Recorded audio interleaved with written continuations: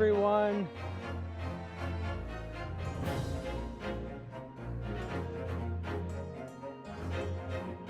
All right. So we are going to finish the trial. We're waiting on Di.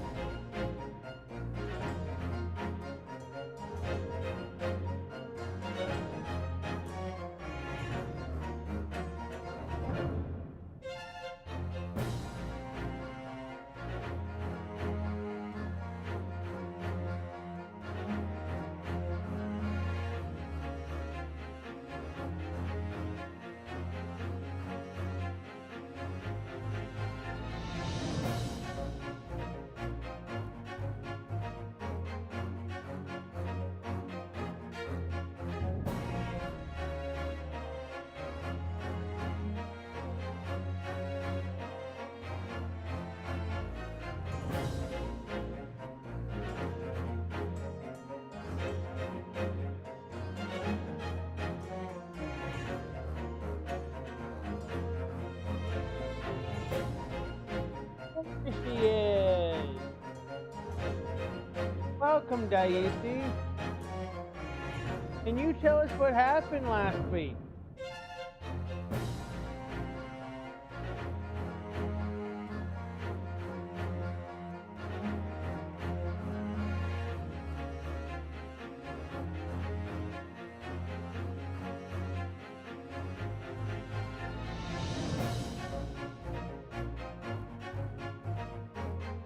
Shenanigans happened. Exactly.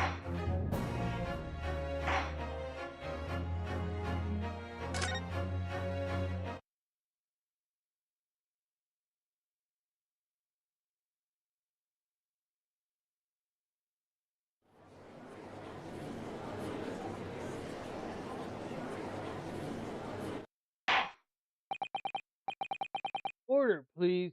Let us resume proceedings. Witnesses, you will now retake the stand.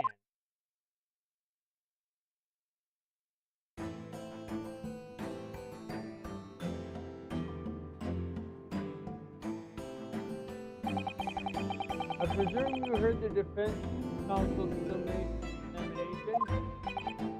Oh, Dad got there. I did, Gov, I did. Mr. and Mr. Sultan. Or blimey! It's going to be hard work. Earlier in this trial, you gave the following testimony about your actions after you entered IndieBank. Well, it was Bedlam soon as, weren't it?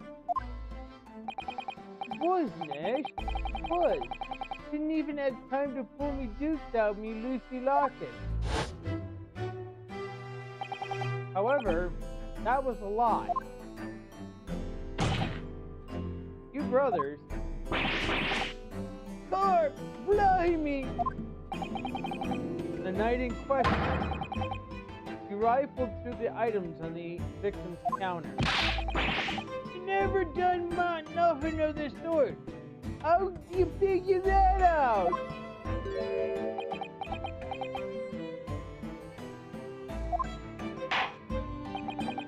You will now give formal testimony once again.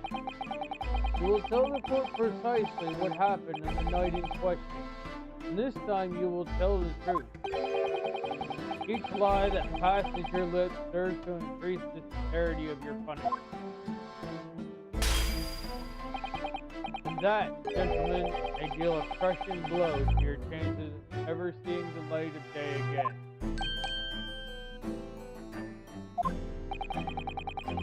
Thought worth pondering, perhaps. Say no more, Doug. We hear ya. The blub. We'll speak. We'll squeak. We'll peach. Peach.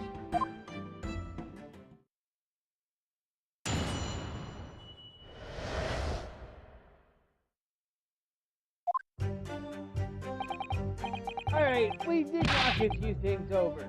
But we weren't rifling for nothing. This was when we heard the gunshot, see? Made his boat jump and all that stuff went flying. Honey, it have to give me a fright. He was thinking the scooters come out the door and get us next. Took everything back where we found it in Scarper. Straight into him in the back. And I shot the pawnbroker, see? But we never seen that did we? You admit to the defense's accusation. You did indeed ransack Mr. Windybank's countertop on the night in question. Not ransack, no. That's right, Nash. That's right. It's more like we tidied up, yeah. Sorry. By their own admission, brothers entered the pawnbrokery under dubious circumstances. However, they panicked and fled on hearing the gunshot, having first made their mess. Wait, you say it? We hardly sound like roughs at all. Don't, Nash, we don't. Can it make us sound a bit more cutthroat? Can't just be coincidence. Up at Wikibank. There's more to their testimony than die. I'm sure of it.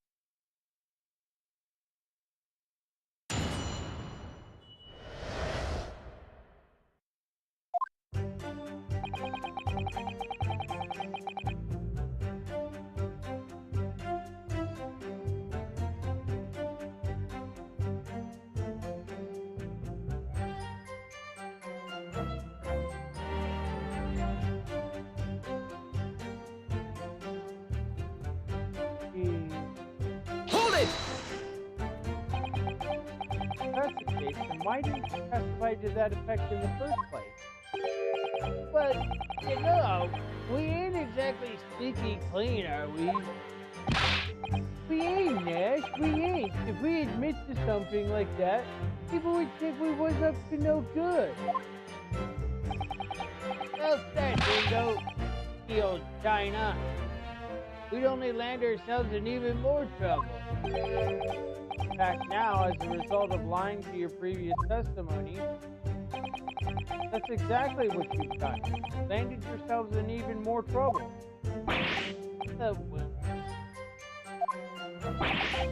Rotten look. Says the rotten apple eater.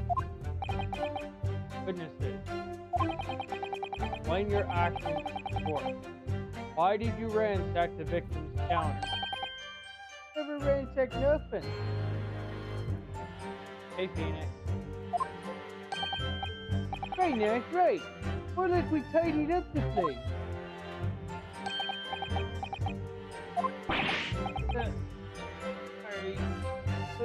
Sorry.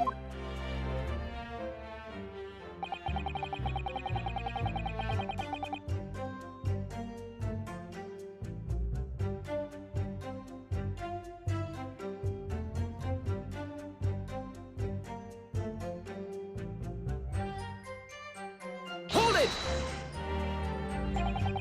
Oh, what you're saying is, the sound of the gunshot shocked you so much you knocked all those things off the counter? Well, it shocks one of us that much, yeah.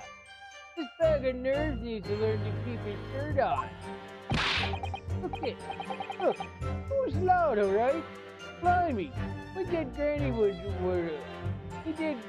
have woken up at that bang. Cover, here's like a blooming baby that fell over on the counter. He knocked over a load of books, candlestick, and some scuba knot. That got tangled in some marionette. Knocked over a picture frame, but knocked some scales on the floor. Worked quietly then.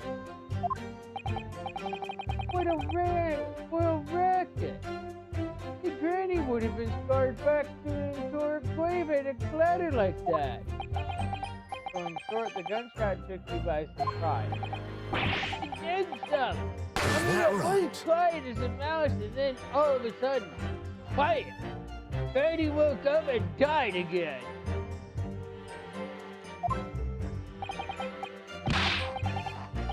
And picture this scene, right?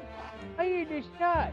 The next thing I know, there's a skull rolling across the floor.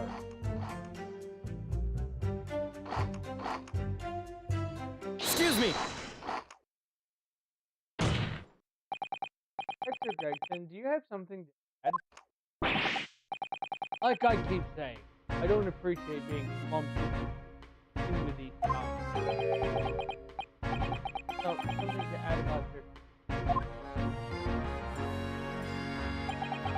Seem to react just now at what Mr. Colson said. Did it make you think of something? It's probably nothing. I wouldn't even bother to mention it.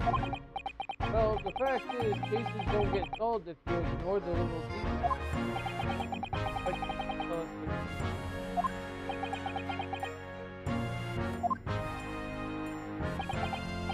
no, you thought these fellows maybe hard for questions. The thing that they gave then was a completely different story.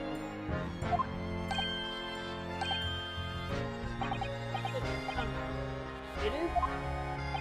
You claim you heard the victim shout something out before the gunshot. Might have, though. Might have. Does ring a bell now you mention it. Granted, only a minor detail, but I can't help feeling like perhaps you've been a bit coffee with your testimony, Gray fellas. I discovered the witness been any more sloppy than as Deserto. Hey, I shall be forced to bring a very harsh disappointment. Easy, easy!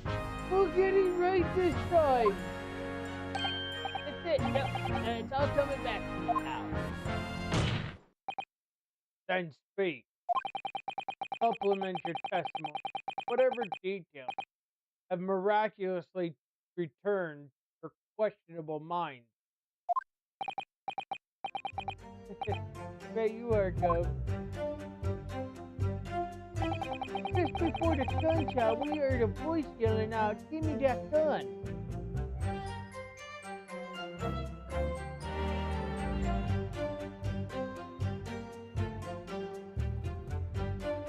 Hold it! So in fact, you heard the voice in the fence at almost simultaneously. We did, Gov, we did. Although, suppose if you're being honest, you heard a kind of wavering voice before the yelling all. If you don't want to get shot, give me that gun! Bam! Kind of thing.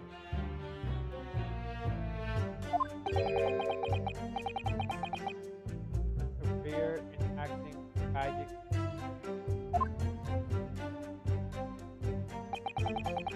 And where were the voices coming from? Could you tell? Yes, we could. On the other side of the door behind the county wood. Or room where the victim was found dead. The voices you heard, was that of the victim, Mr. Windybank? I on your granny's life, of course it was. On your granny's life, of course it was. So, that would mean that you both knew Mr. Windybank and the sound of his voice? Yes, so that would mean what? What, Nish? What? Any ideas? Yes, Constable, indeed it would.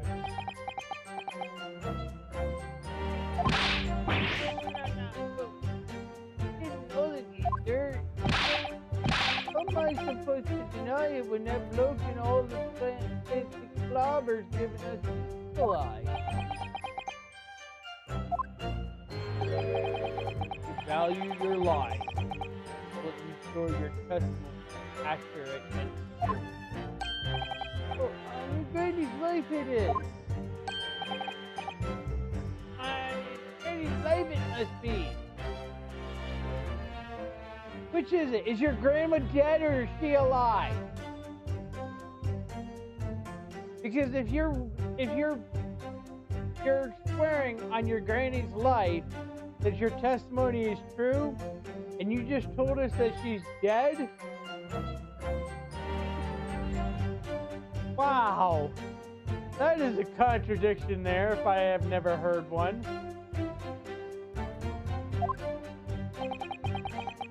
It's a good job. Good job. His training is dead. I don't think that sentence sounds right.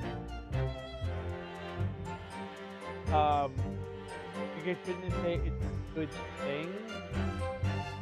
Granny's dead? But even then, it wouldn't be good that his granny's dead. Because then the logic flips upside down. And still flips upside down. Summarize then. Immediately after hearing the voice of the victim, then hear the gunshot, causing you to stumble and upset the items on the counter, scattering them over the shop floor. To make you sound like we're clumsy. Don't forget we tidied up after like good little boys. Anyways, the way I see it.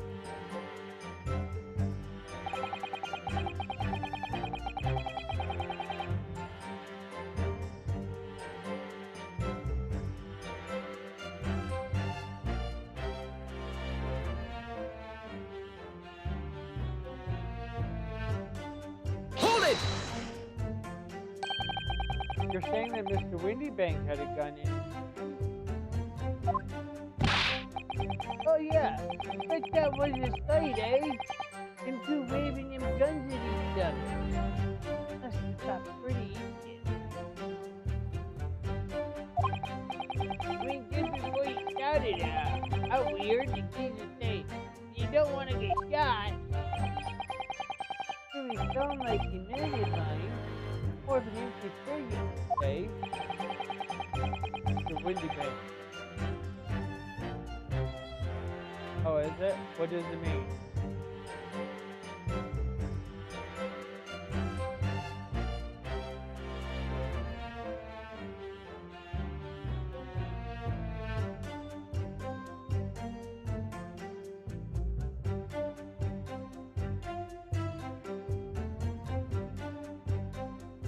Okay, so in other words, that's a good job that Granny's dead. Is he's saying that he's lying one way or another. He just admitted to lying. Mr. Windybank was known to keep a revolver on his top counter at all times. People say that to protect the articles in his keeping, he'd readily put a bullet in someone's head if required. That someone being himself. Good grief! Extraordinary devotion indeed. Alarmingly misguided. Well, it sounded like it. Well, the diversity was gonna split. Look, the pussy proper. instead of wasting time. Give me that gun. Exactly after those words that you heard the gunshot. It's more or less the same time, Dove. Give me that gun. Bam! Thing to dig. Yes, his career in acting is very tragic. There's the sound of someone hitting the deck. Where everything went dead quiet. After that, we done a slot-dash job tighten the place up.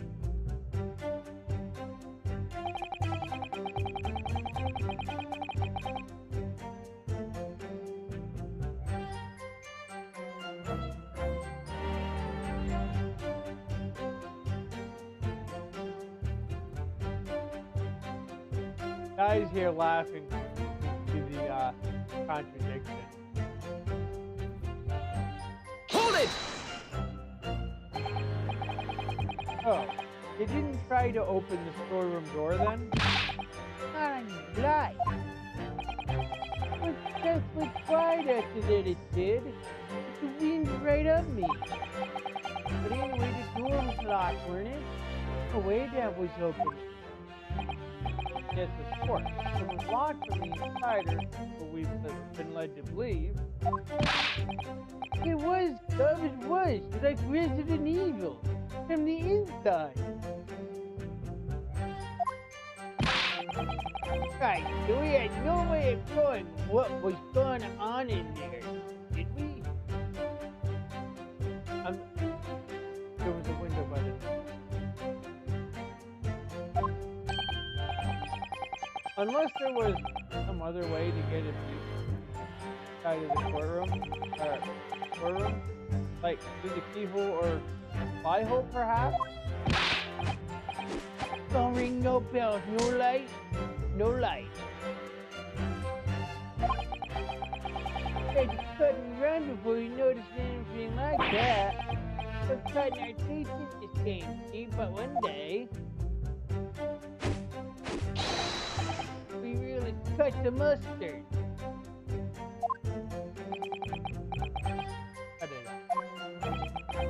As we know, behind the door was the victim's lifeless body, with the accused not 2 feet away. Yes,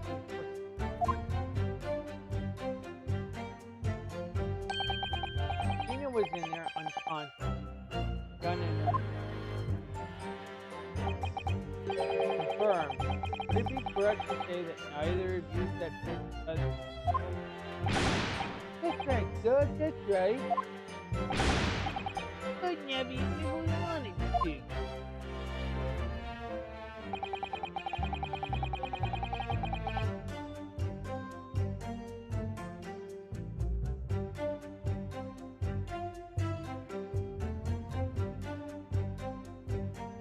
Hold it! Yeah, whereupon you fired a shot from your own gun, and Mr. Herlock's own. Yeah. It is. Was nasty buzz.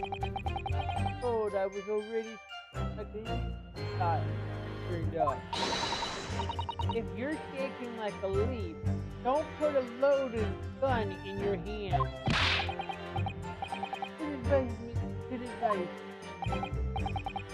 Told your mind went totally bang. Before your mind goes totally blank, make sure you don't have a loaded gun in you.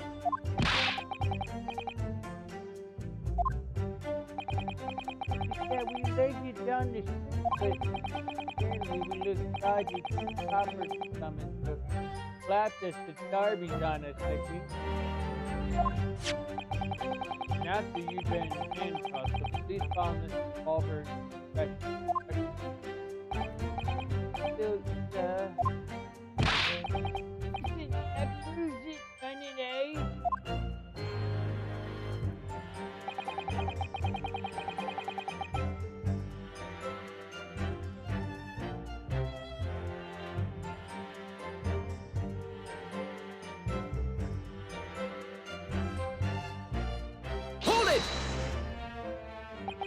And why should we believe that? Well, it's true, isn't it?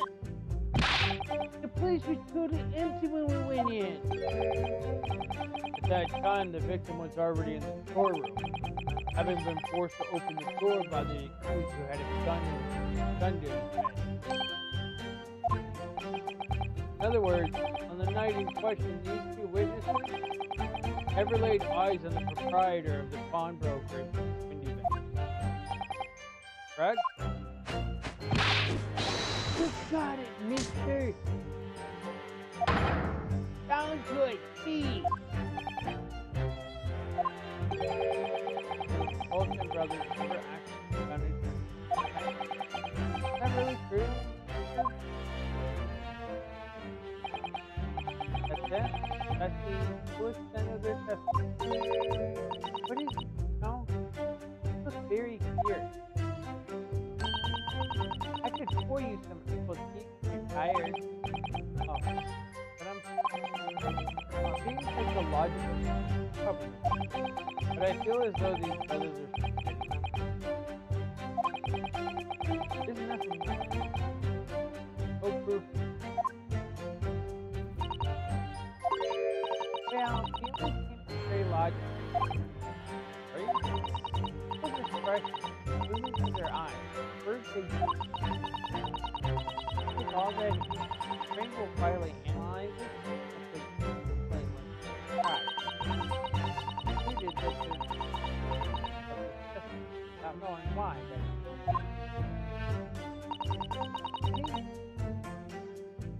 Question period. Sometimes I think if she's 10 years old, I must be 5.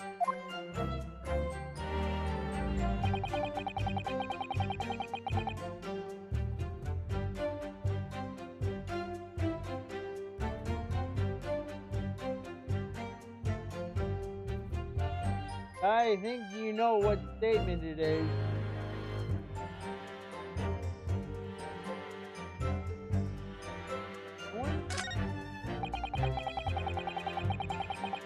I know that. This one.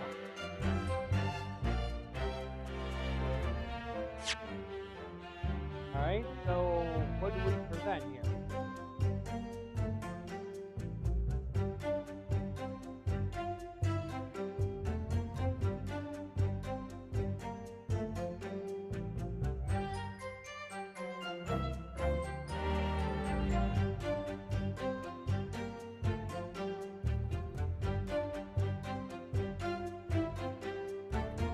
Statement 3.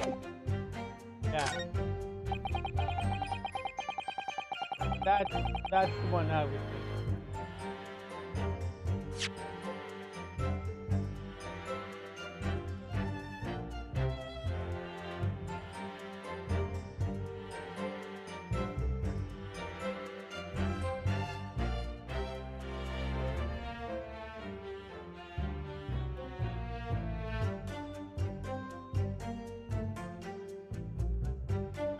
Photo.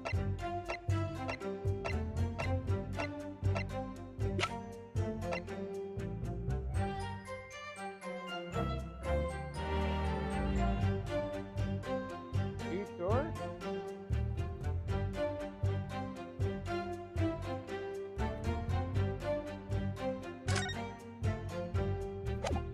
I'll present it. Objection! So you're saying that on the night in question, the victim, Mr. Windybank, was wielding a gun. Is that correct?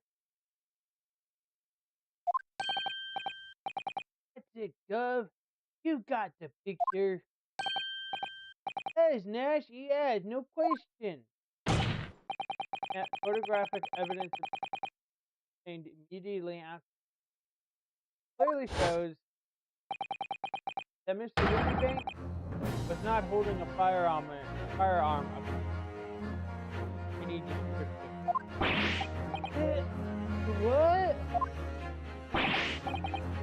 Gordon Bennett dead and dry. Objection! There can be no question that the victim's revolver was I would remind the court that Mr. Windybank's gun was found at the scene. Not only was it identified, but it was found.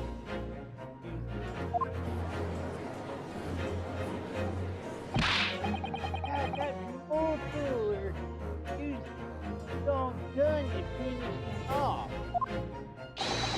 Give me that gun! Bam! Hold it! Stay exactly where you are. Right there. The crime had taken place so colorfully described it would give rise to an undeniable and specific.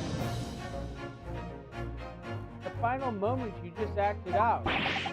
Goodness, are you sure, Tom? You intrigue me, my little friend. Well, let's see some evidence to support your claim. Where is the proof that demonstrates this witness betrayal of the victim's final moment?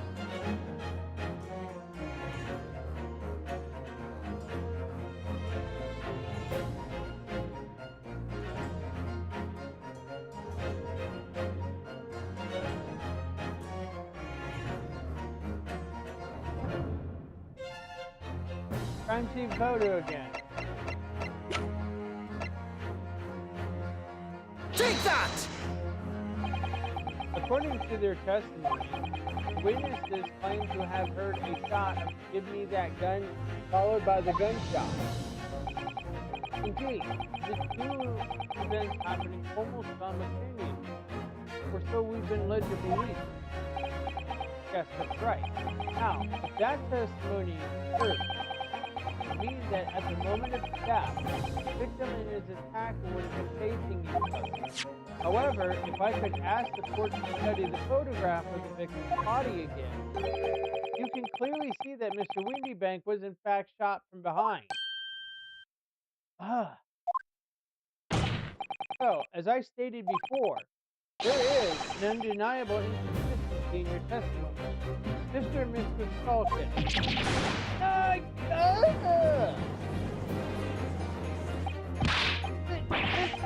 But it's the God's honest truth. He's not good. And he was shot that night. Not had a gun in his hand. We saw it with our own bleeding eyes. Did I hear you right? You actually saw Mr. Windybank holding a gun? Something like that might have slipped out. Ladies and gentlemen, you've all just heard the admission by these. That on the night in question, they actually saw with their own eyes the victim wielding a gun. Which can only mean that despite their testimony to the contrary, the Stalkin brothers must have encountered the victim in person.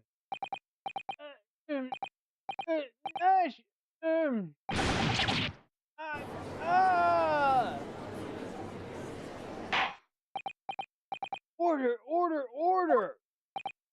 Witnesses, explain yourselves at once. Well, the thing is, we used to.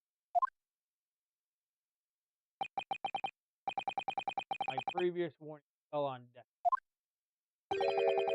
I made it quite clear that false witness would be the justice.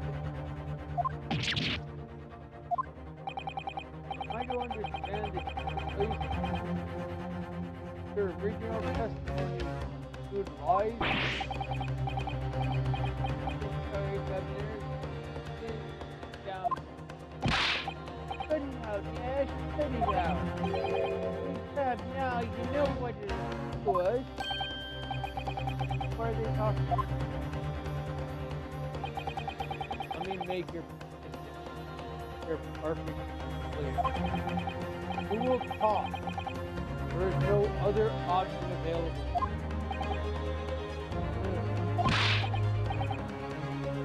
Come on,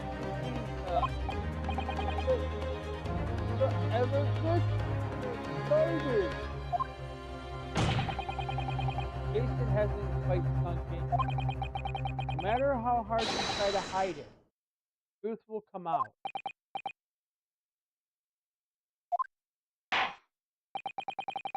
Night in question. Now apparent. Brothers met face to face with the victim. I demand that you testify again to explain the precise circumstances this meeting took place. Well, yes, on pain of death. I suggest you make yourself fully aware this is your very last chance to tell the truth.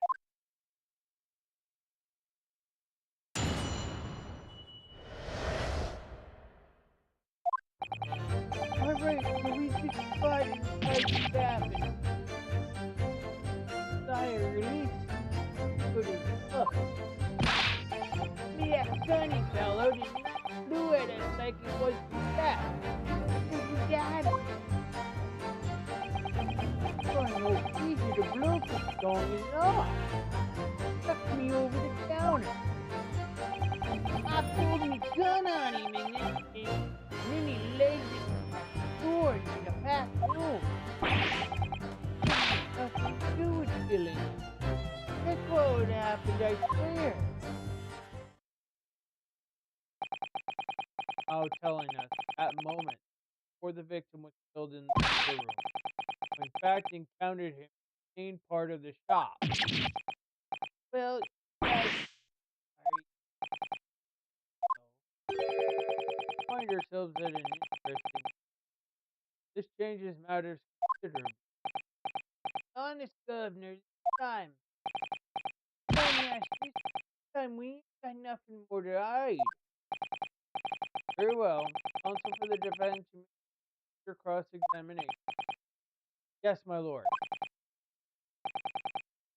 Been waiting.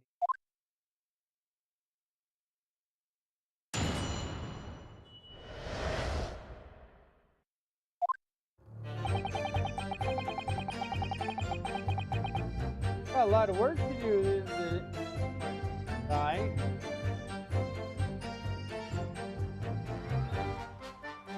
Hold it! You take either if the news is tired of the cop. Hey, sorry, I mean that's right. He was keeping a close eye on the injured staff, obviously. We never thought no one was going to come out of the back room like that. The back room being the pawnbroker room. Yeah, that must be where he popped them up from. Only place it could have been. So it would seem the victim was already in the storeroom.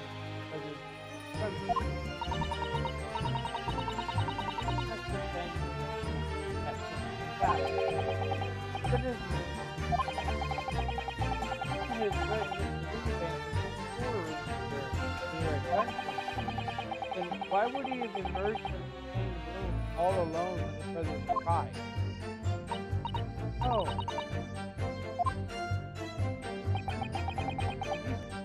He's that time.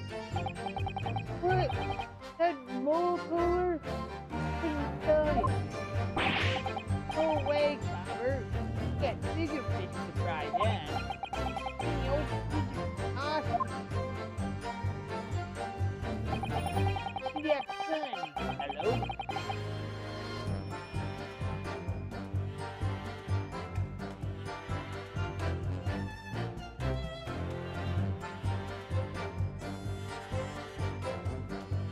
Hold it!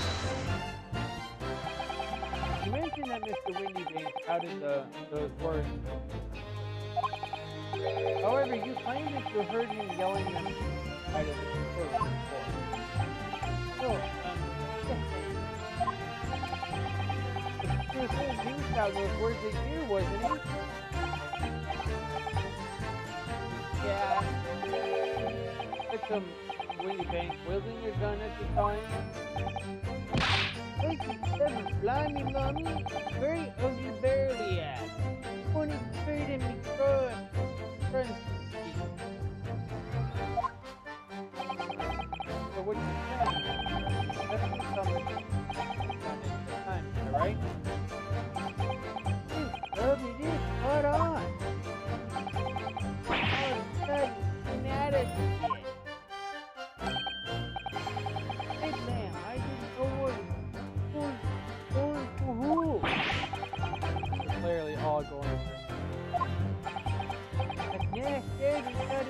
it, I mean. An old bloke as strong as an arm. Put me over the counter. I pulled my gun on it. Oh. Hold it! They had nothing to do with it. Nothing at all. Nothing. The old geezer went and shut himself up in the back room again. Locked it was from the inside. You know it was because we tried to open it. But it's a piece of door.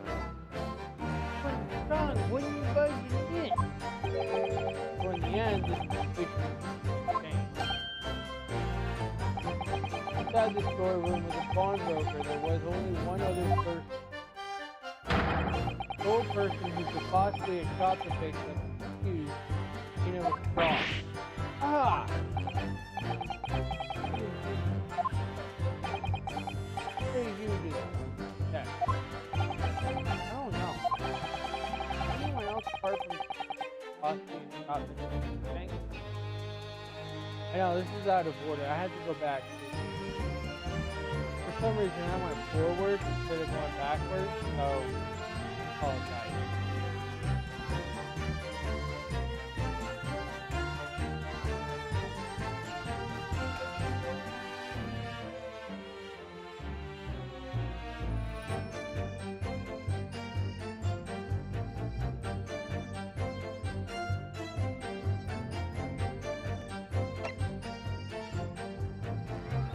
Pretty bad.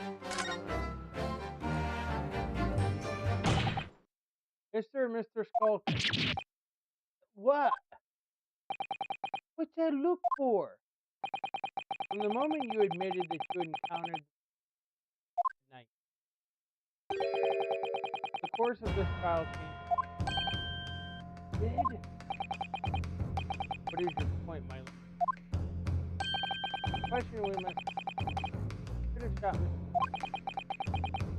is the belief of the defense that the defendant is not the only possible answer at all.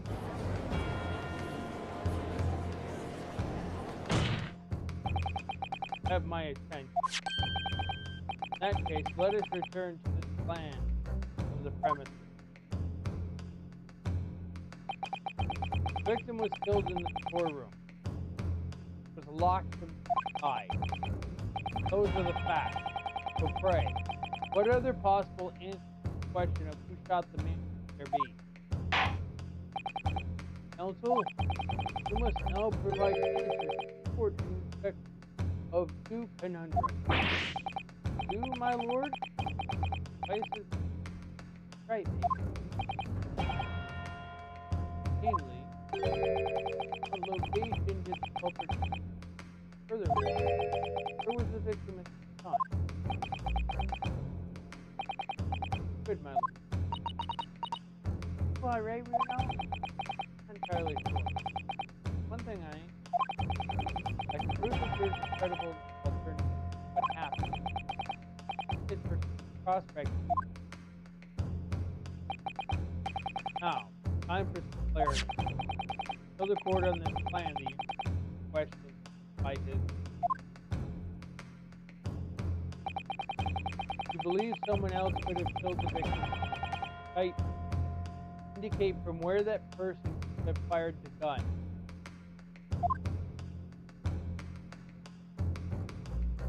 It only makes sense, guy, that there's only one spot. If the door's locked,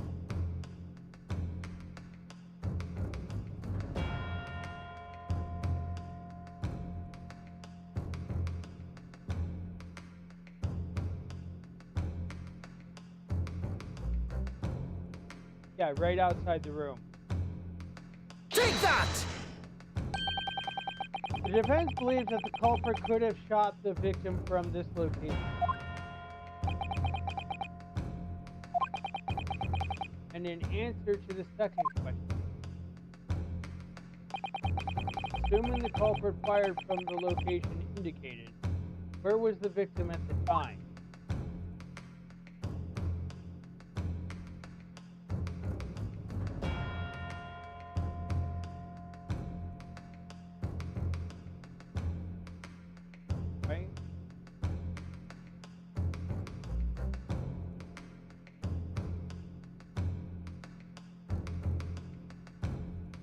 outside the storeroom. Take that!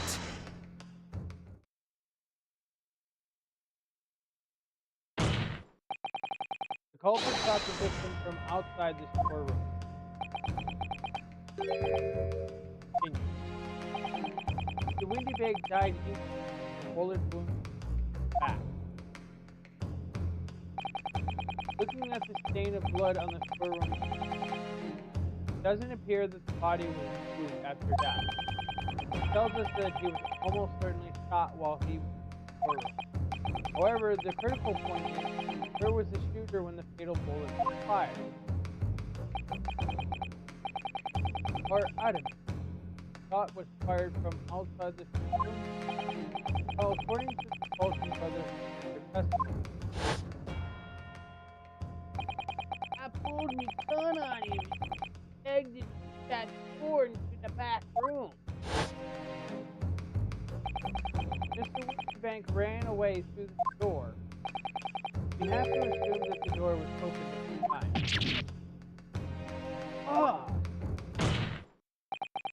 It was at precisely that moment when the victim was fleeing for his life that these brothers had the perfect opportunity to shoot the man in the back when inside the storeroom. My God! Come to think of it, do you remember what the prosecutor said at the start of the trial? Moving on to the findings of Scotland Yard's report. His report states that the bullet entered the body on a rising diagonal trajectory. It means the victim was likely shot by someone significantly shorter in height than himself.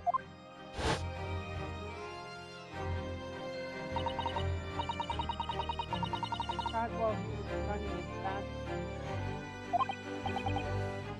Of course. Would have been leaning forward.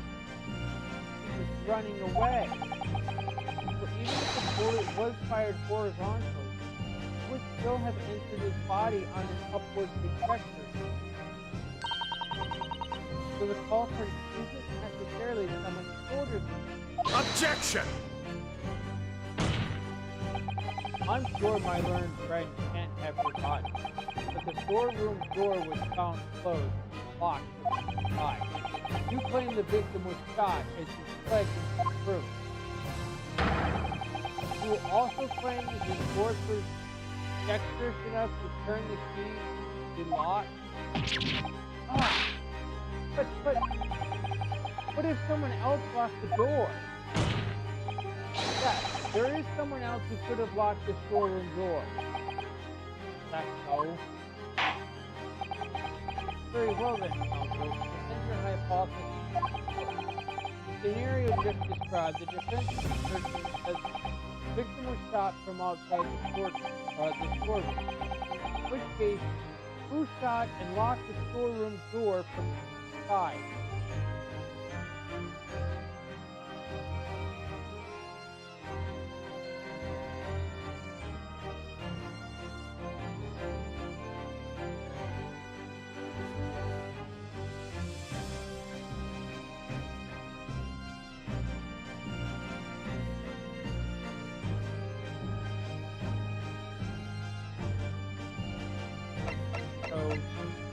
Take that!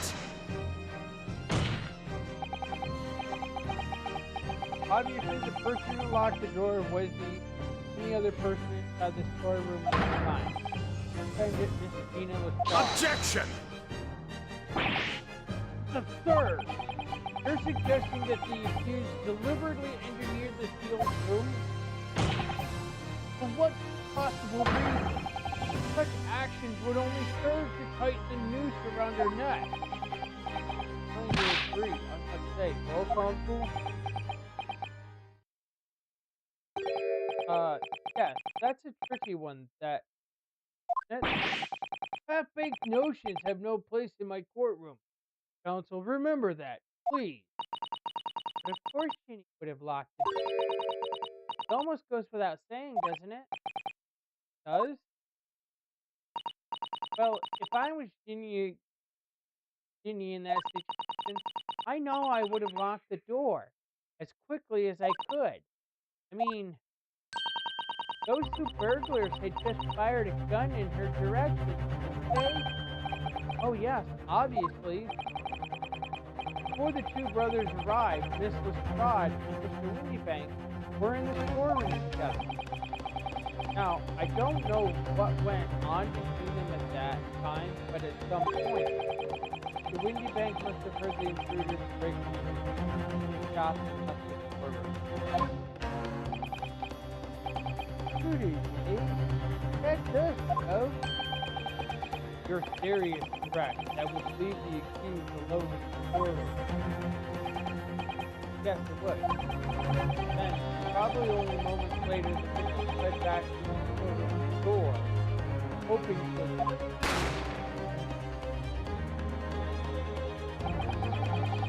Hid in the back by the board, Mr.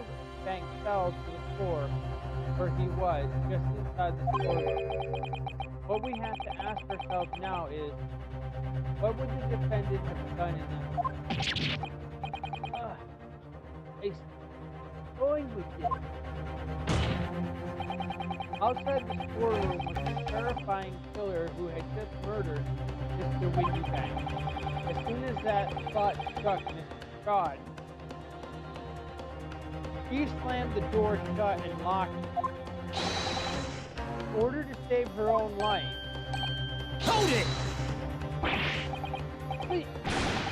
But I ain't. I mean, we ain't the ones who done it.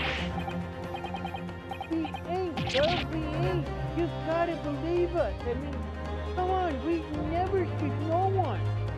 He just admitted to it. Objection!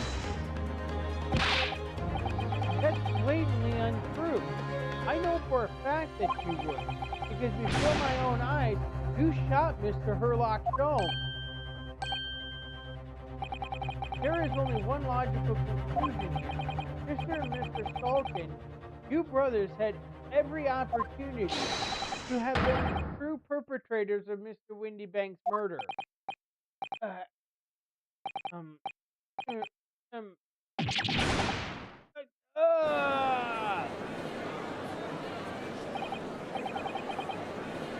Where did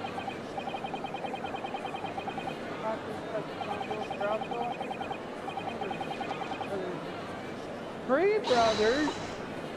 That was amazing, Bruno. All the members of the jury seem firmly on your side now. First time ever. Probably the last. Now, I think it's done. Surely they have to give a verdict of not.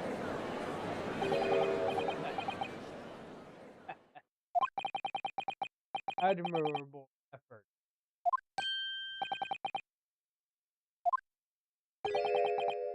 Laughing. Find this. I myself find the defense's argument most persuasive.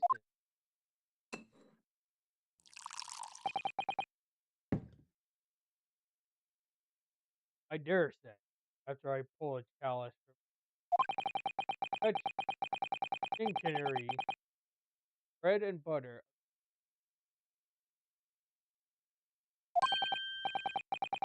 Such blatantly malicious, conjuring tricks amount to nothing more. Augury. A hypothesis. So ostensibly, incredibly not, will not stand. Because you change the fatal flaw. Fatal flaw? You mean to tell me, unaware of your logic failing? Like state of order.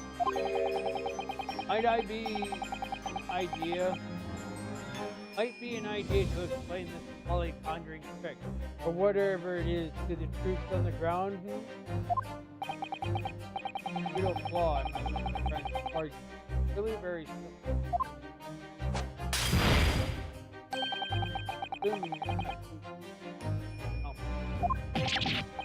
By George, Tom Bullet!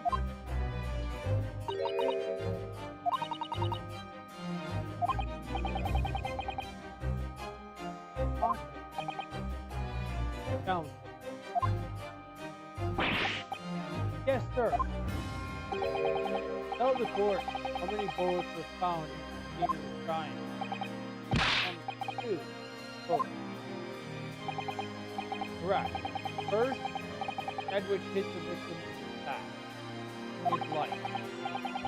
Second, Edward struck the detective, Sherlock Holmes, on his arrival at the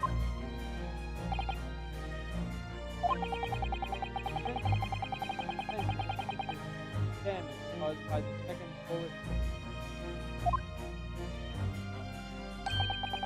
The bullet which Mr.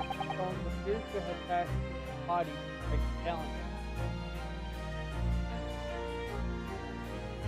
Does anybody have the report to Sherlock Holmes' surgery?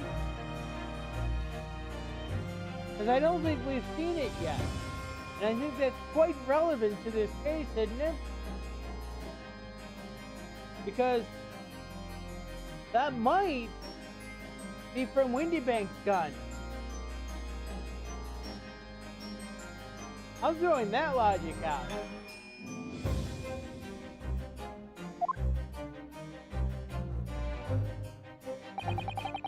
Your lordship's understanding is correct. Furthermore, we know there are 2 firearms involved in it. Revolver belonging to the victim and the Stolkin brothers' revolver. Evidence shows that a single bullet was fired from the gun. Yes, indeed it does. Single bullet. Now then, I learned correct. You yourself told the court on the moments ago. These 2 brothers shot Mr. Sherlock Holmes right between the eyes. Yes, I did. My goodness, I think you'll find that it's a single bullet that was fired from the brother's gun. Holmes. Thank not by big gun. Stop. Only 1 bullet. Stop. Alright. Yes, this Nipponese tweet performer presented sensibly credible argument. However, never anything for the versionary trick. No hope of standing up to.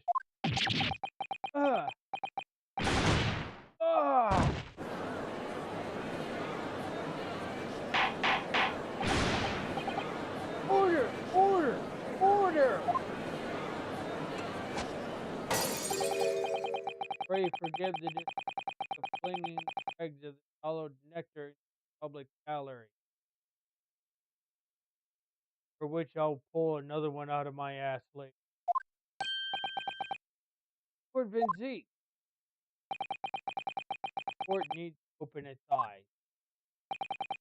The accused, Miss Tina Lestrade, is no ordinary little girl.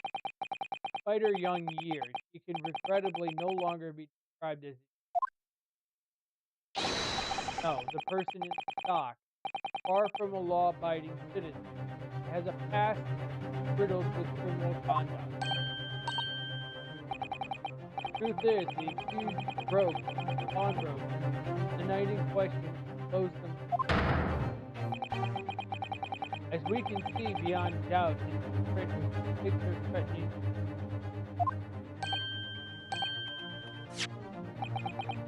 And I have here in my possession one more piece of evidence to prosecute.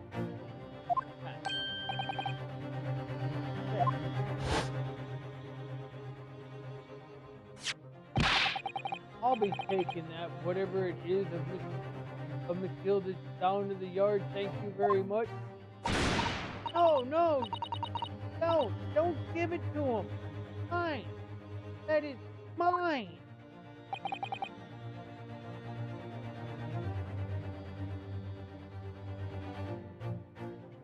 I'm sorry, but anything belonging to Mr. Matilda has to be taken in evidence.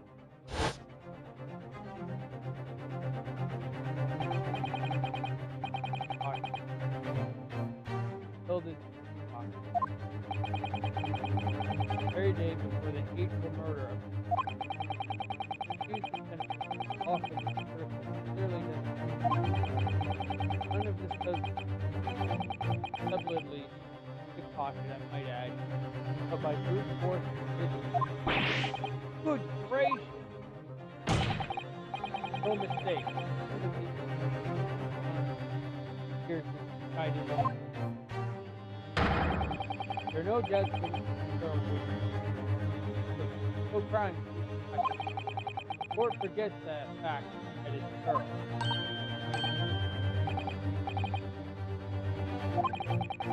I think it would be prudent to talk to friend testimony. Hold it!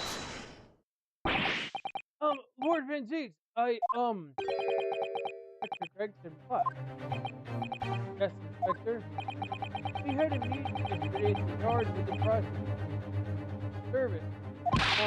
I agreed that disc wouldn't be evidence.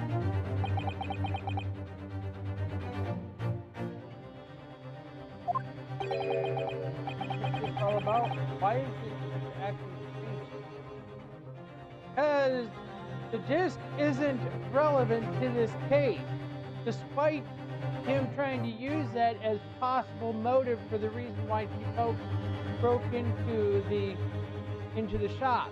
If anyone's misleading, he is, because he has no evidence to support his claim.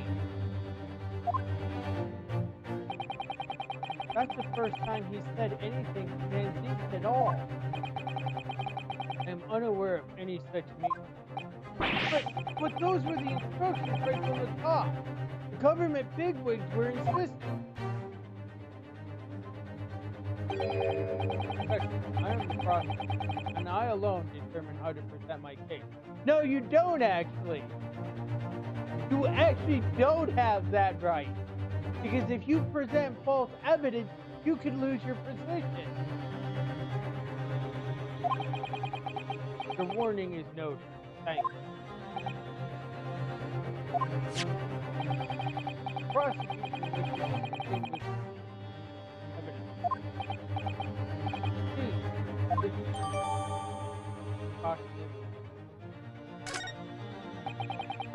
Prosecution has established the code of opportunity, baseness of character.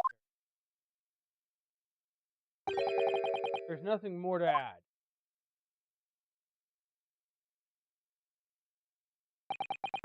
Ladies and gentlemen of the jury, I await your informed decision and rest my case.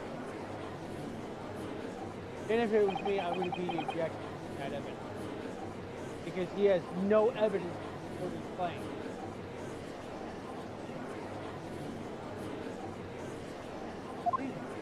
I had the jury on my side for once. For all of 5 minutes. 5 minutes. My lord. Wonder if I might say something at been stumbling about it in a bit of a fog up now.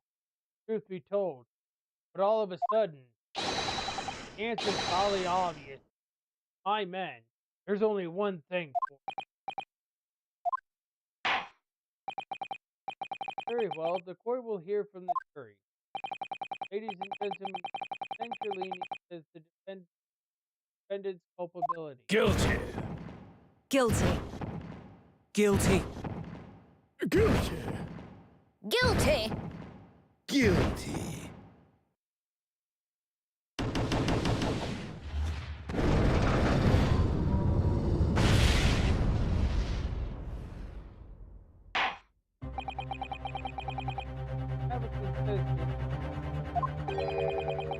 You have eliminated the impossible, whatever remains. Except for the fact is that you don't have evidence to support your claim with that death. That remains to be false evidence at this point. That's my line. I wrote that for Hurley. How dare he use it against us? I don't think we're finished. So more to do. One thing that I didn't do. That's beyond any doubt. But we will proceed to the second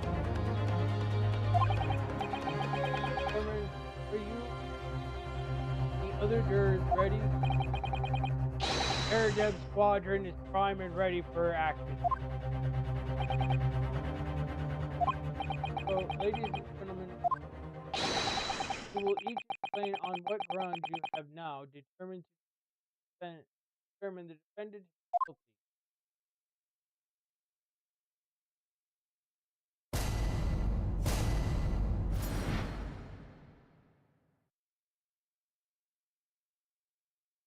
Am I?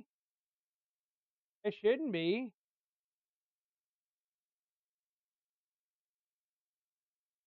Well, the microphone's up at max. Hold on. Let me turn the game volume down. How's that? Well, actually, you'll have to hear the game volume first. Once a rogue, always a rogue, I say. Different breed to us law-abiding citizens.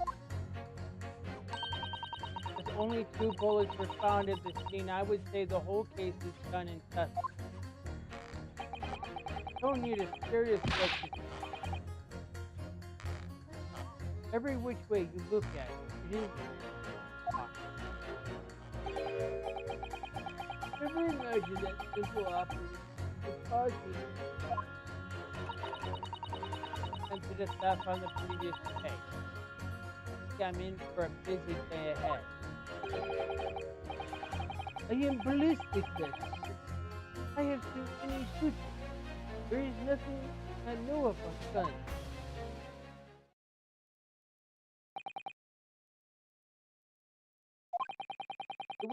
There is little remaining out. I have to admit, I was rather bowled over by the argument put forward by the chaplain. But when that fell apart like a house of cards, I saw that I'd jolly well be who'd well no more.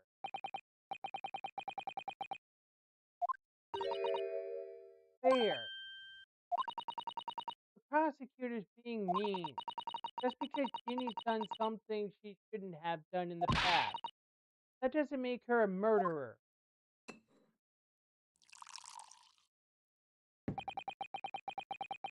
Allow me to savor this. What? Allow me to savor this fruity vintage while I savor the spectacle of your. Here's to the truth coming out.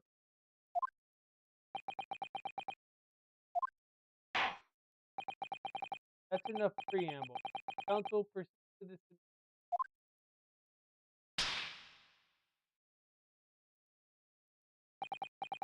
Yes, my lord.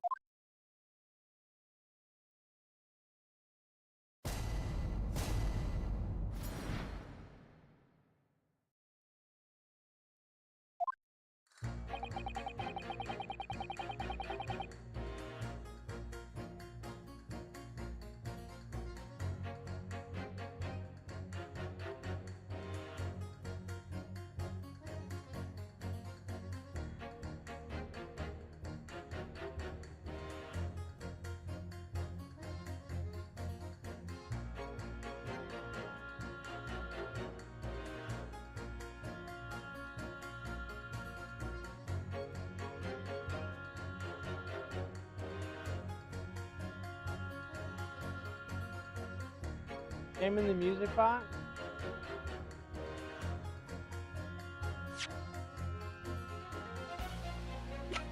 In the disc.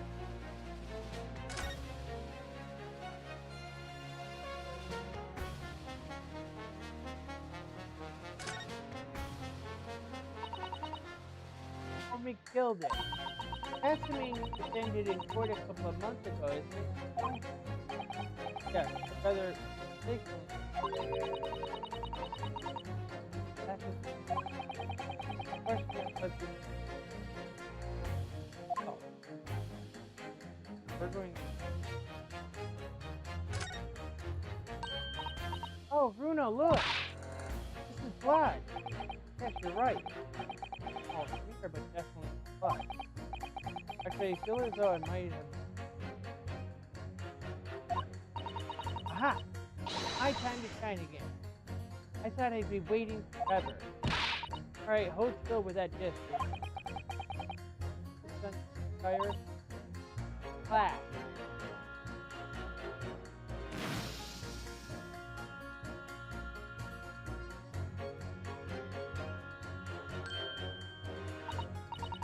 Oh, a lovely bright shade again. And we know whose blood's on the calendar. And we know where that bullet came from. That's enough proof right there.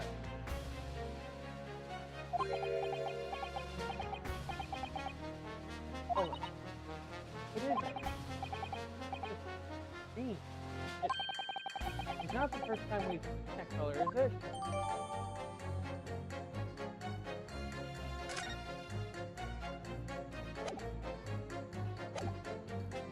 Alright.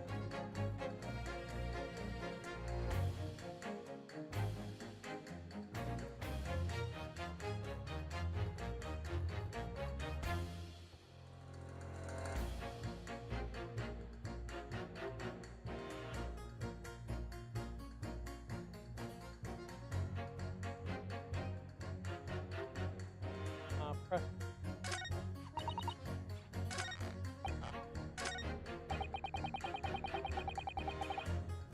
Hold it! Could you please stop muttering about things that have nothing to do with the trial fair? Defendant's life is on the line here. Well, the thing is, I couldn't really say that it's nothing to do with this trial. Huh? No question that it's shot. The bullet has simply finished coming. It's quite clickable.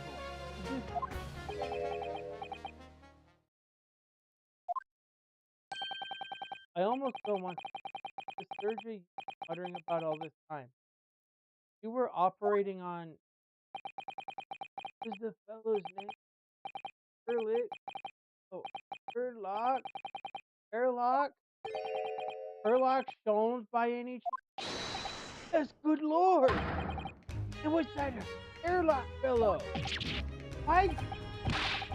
You're the surgeon that operated on Mr. Holmes? That's right! Using the very latest technique. I might add, it was a fairly major op, I can tell you. Crazy. The fellow was not long did. He'd been shot by some criminals. I opened him up like a shot. When he did, over the I was told to pull it anywhere. I'm afraid I had to throw up my way back up. I hate you, obviously. Surely that's because the bullet is still at the scene of the counsel for the defense is correct, as it clearly shows in this photographic print. No. No. The bullets that the Smoking brothers fired at Mr. Holmes hit him in the stomach region. Then exited his body and lodged in the top wall where the calendar was hanging by the door. I think you'll find it really quite simple if you just consider the problem three-dimensionally. Who do you think I am? Where's as soon as I saw the wound stomach, I over.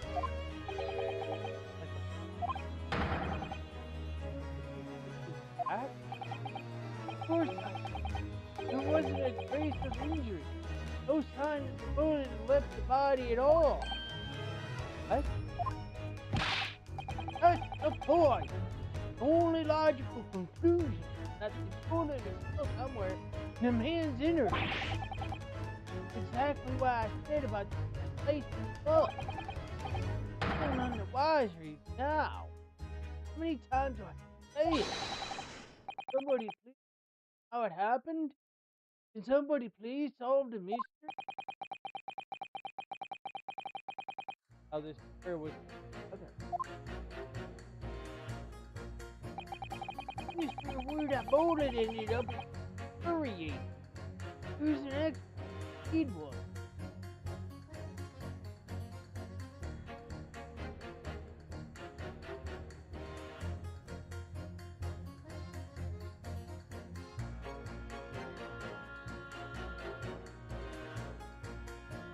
Hit 4 and 6 together.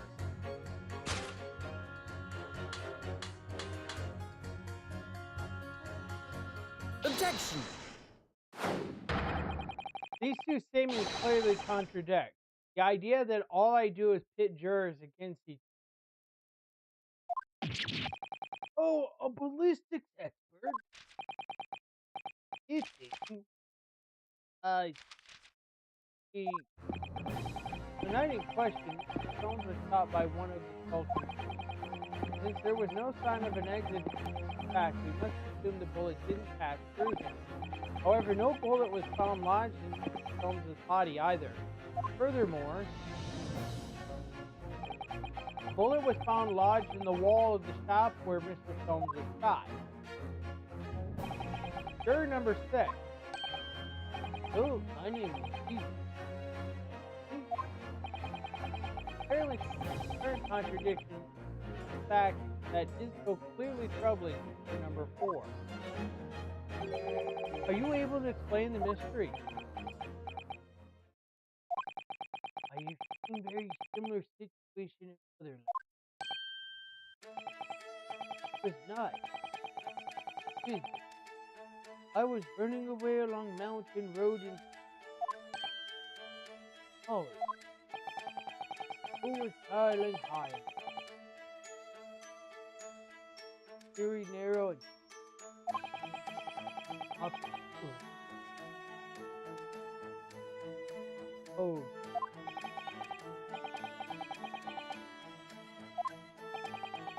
Stop and slow down. Situation was very similar. I hear not find bullets. What kind of thing? Where did the bullet go? Bullet never hit. Oh, never hit. Fall down. Bullet it goes in a wall of ice. Very close to the eye. What? Very sharp. Look away from the pump. Ice. Eye. Which side? Very short. Look. Eye. Bullet.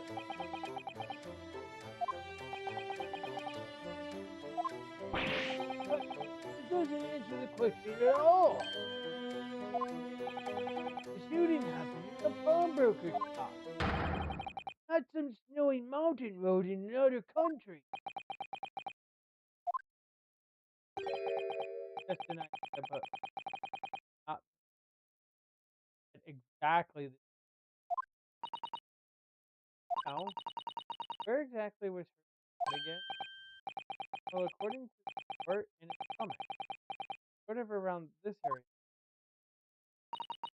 Now, that's precisely where he always wears a little pouch in his belt.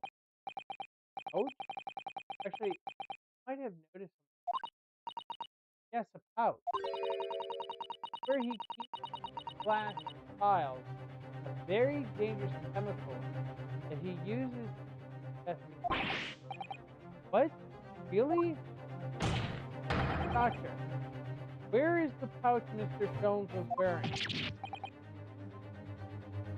Well, the fellow had nothing to get. I mean, husband, I remember. If I may. See. Well, I realize it is hidden for the prosecution.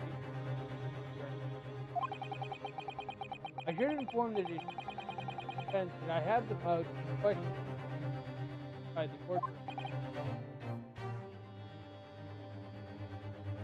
then it's probably coming undone then. There should not be anything wrong with the microphone. I think it's not fully plugged in then.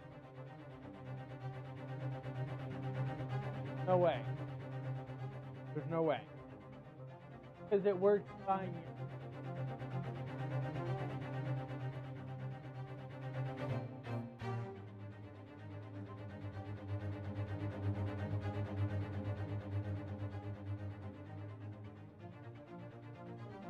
Okay. Oh.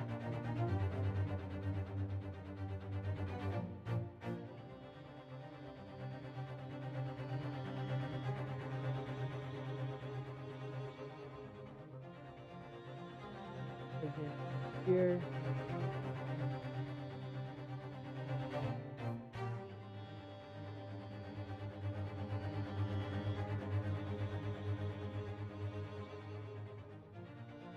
Guy, did you notice that the microphone was cutting in and out?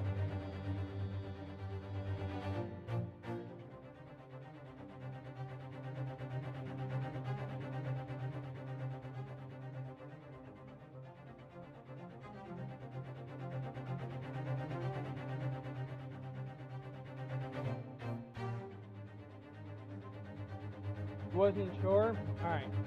Well, I'll have to listen. I'll have to go back through the stream and listen, because I haven't heard that, and all the other streams that I had, the microphone has been clear. So there might be another problem other than that. Sorry? As I understand it, police arrived on the scene to remove the pouch and to assess the... Oh, goodness. I thought I was getting forgetful for a moment. And it has been in my safekeeping along with all other evidence. I can personally vouch for the fact that has not been cut into solid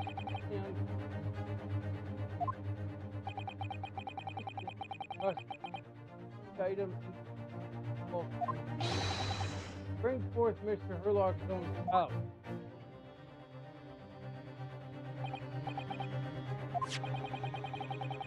So this is the pouch worn by Mr. Stones on the hiding cushion. It's fast. One of the files is broken. The leather around it is scorched black. Almost as if the file exploded. So that night, a bullet from the Colson brothers' gun struck Mr. Stone's house. The glass file exploding caused the fellow's injury. The bullet did not penetrate the thickness. It was deflected to the wall of shot.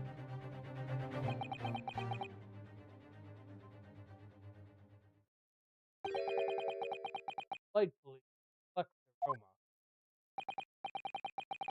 Well, it would appear one mission solved it. But it has no bearing on the bungling and burgling brothers shot the pawnbroker. Pertinent facts of the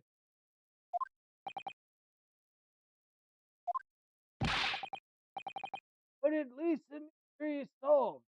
I can sleep easy tonight. Thank you, young man. Oh, very much.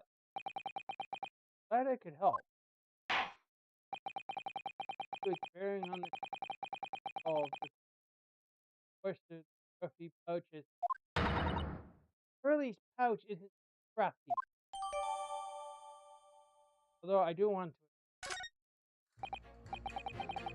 How the summation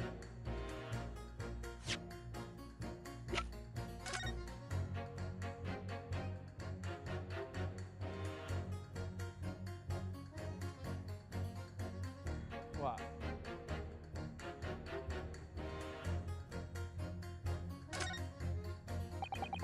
This file has been smashed to pieces. Presumably, this is where the bullet struck. As soon as the bullet hit the chemical in the file, it would have been a really big explosion. Big explosion? Well, Hurley's potions and chemicals are amazing for the investigation work he does, but they're also quite tricky to handle. Safely, at least. They're very dangerous. Oh, I'm sure that when his file broke, the chemical inside would have ignited. Note to self, always walk on the right-hand side of the stone. Less dangerous.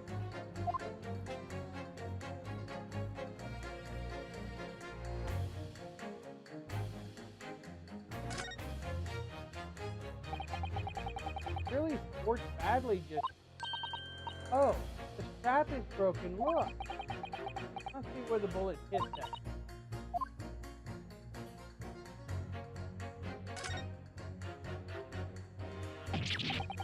What the? Iris, look! Behind where the broken file was. You see it? Ah, that's the Skulkin brothers' bullet. What a stroke of luck that it hit his pouch. This is an amazing discovery. The thing is, there were 3 bullets fired at Windy Banks that night. He found exactly what that juror was talking about. The 3rd bullet. Time to press that juror again, I think.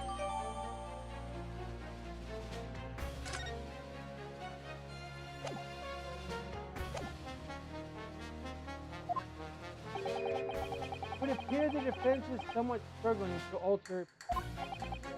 Please, my lord. A little more time. Oh, that's it. Could be a valuable. Can't afford to overlook it. Still a way to.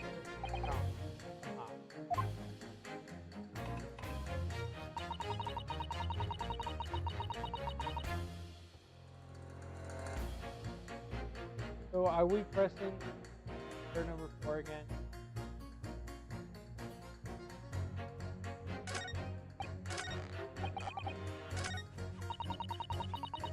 Ah, okay. Hold it! The number of bullets that has you convinced? How many bullets are fired and guns that fired them and human parliament are fighting dinner. Well, if that's logical, I suppose. So, sometimes that's exciting. Doctor says so much. Like, time. Your employer dying but there was another bullet there. It has to be. There's bullets somewhere on the. That be possible? Yeah, possible. Fortunately, 2 bullets were discovered by the police during. Yes, right. Don't imagine the good men at Scotland Yard would have overlooked it. I missed the bullet while I was in Lordship's office. How was holding.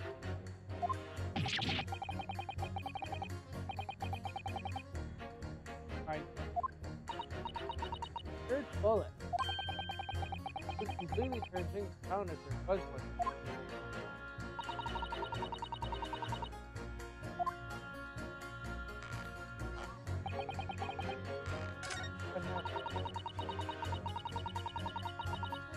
Hold it!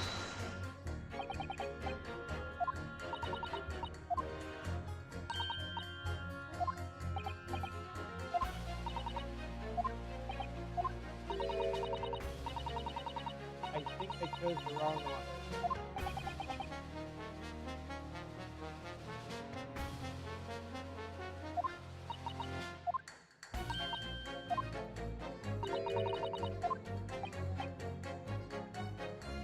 Okay, I did.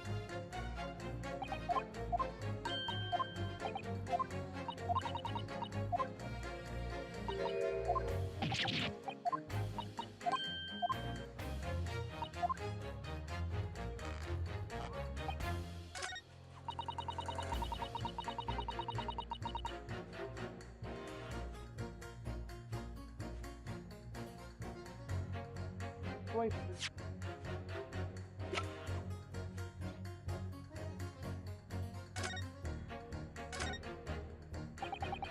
This is the bullet that was fired from the Vulcan gun on the yeah, so it turns out to actually body at all. Thanks to the thick leather of the pouch, it had Hurley's always left it like that. Okay. I wonder how lucky he was.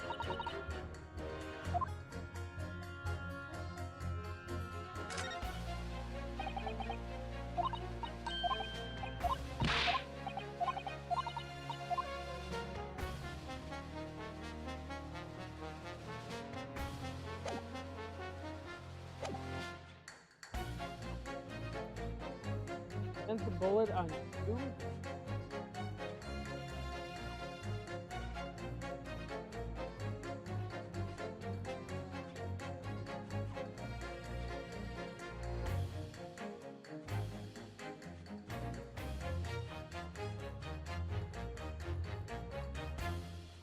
Who are we pitting?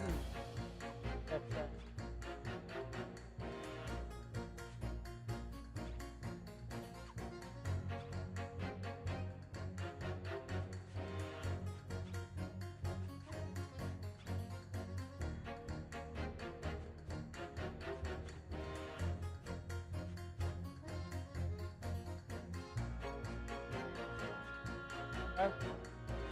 Hold it!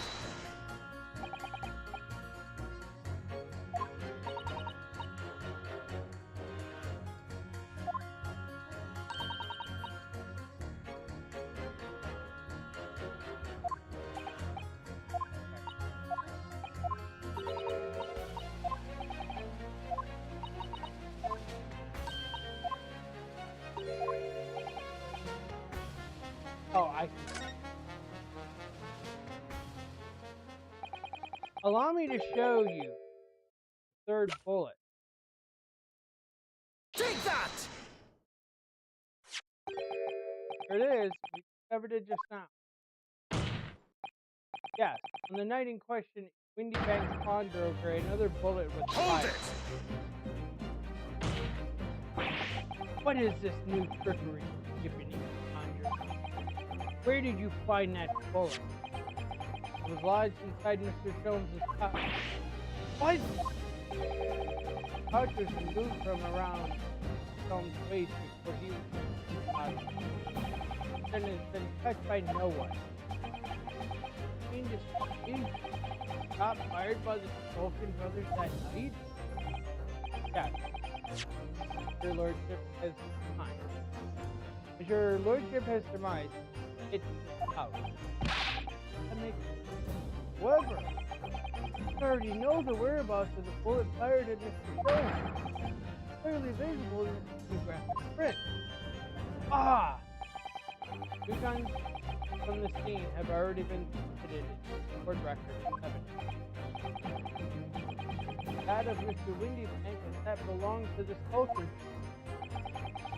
And examination of both guns revealed that only a single bullet had been fired from. Ah!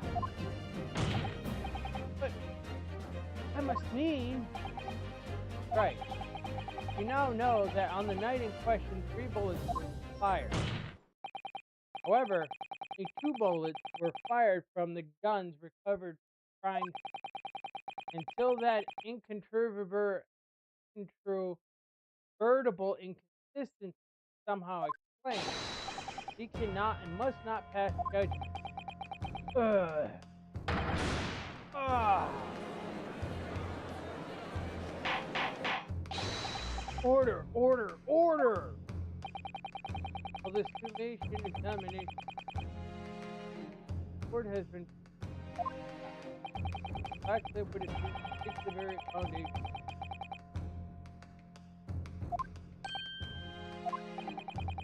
Is my prerogative. I hereby temporarily suspend this. By Jupiter! What? Caleb, bring the witness back to the standard.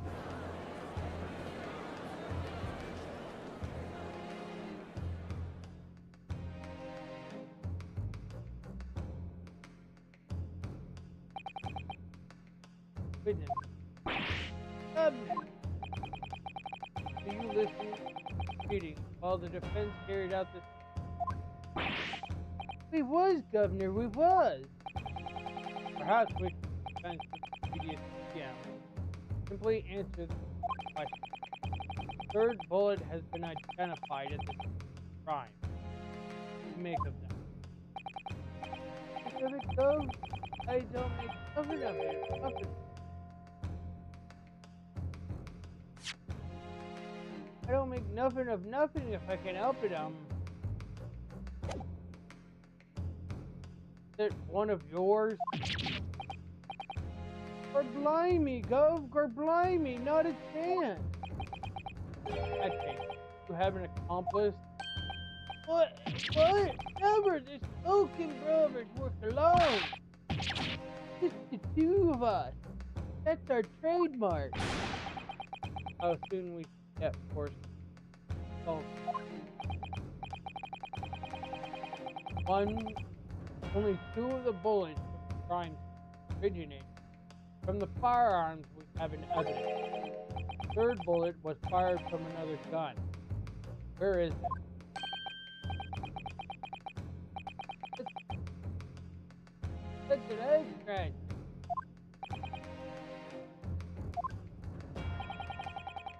Counsel for the defense. Yes? I should like to hear your thoughts regarding the third bullet. Firearm. While the test. Certain form of what really happened. Lord, I think it's clear what this third bullet tells us of this Vulcan.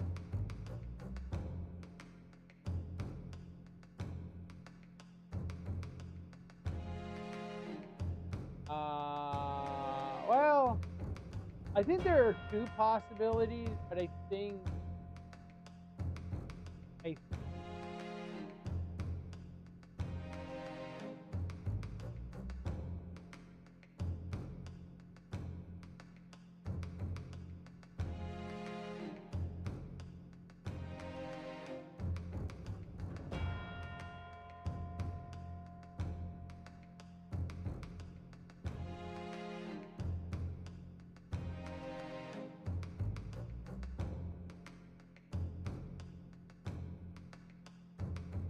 an accomplice.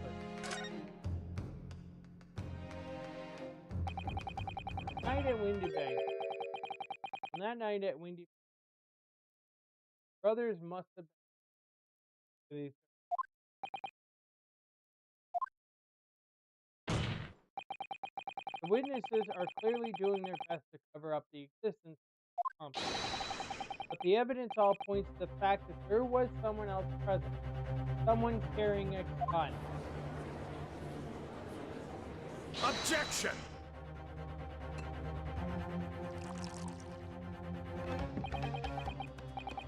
Accomplice.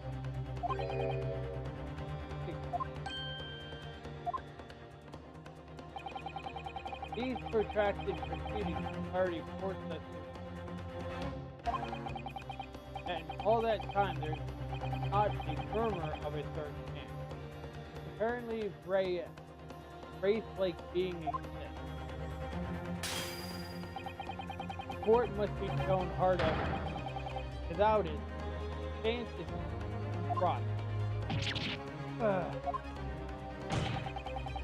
Prosecution and firstly, proof evidence that this accomplice was ever at the scene of the crime. Second, the identity of this curious character. Vulcan's mind. But how can I Hiding. Full counsel.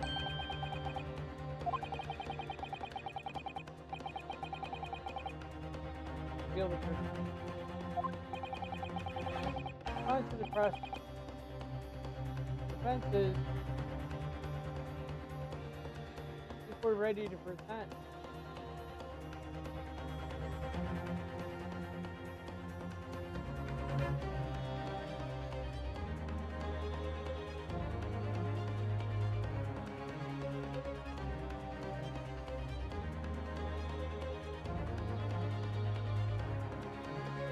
You're ready to... Defense is ready. I believe I can provide all the answers across. Oh my god. Wait this time. I seem to think you have some promises.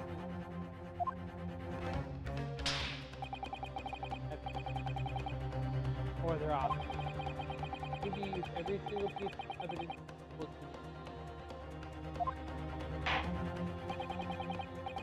Case counsel, I've asked you to present the evidence. Cited question. What proof have you that there was a certain group present at the time? You know which person died?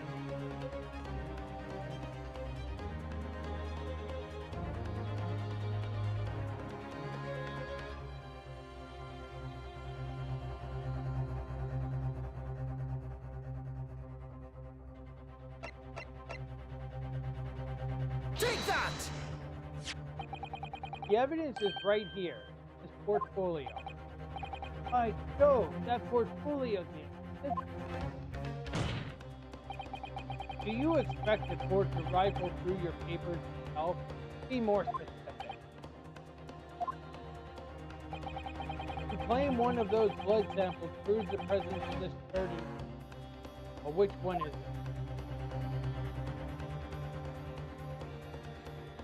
Take that!